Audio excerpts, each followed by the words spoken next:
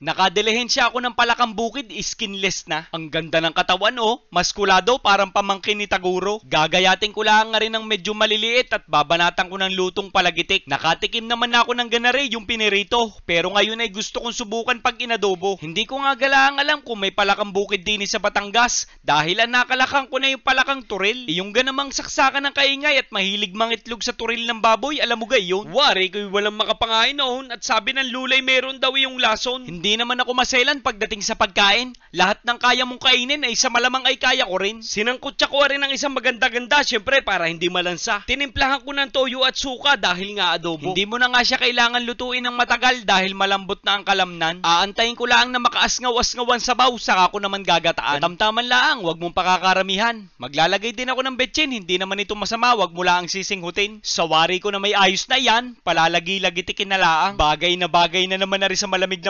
malamig na beer o kaya naman ay sa purong gin. Digay yan luto na ating palakang bukid. Hinuli sa pagat kaya mas masarap. Subukan mong testingin at siguradong mapapakoka ka na laang. Ay inang!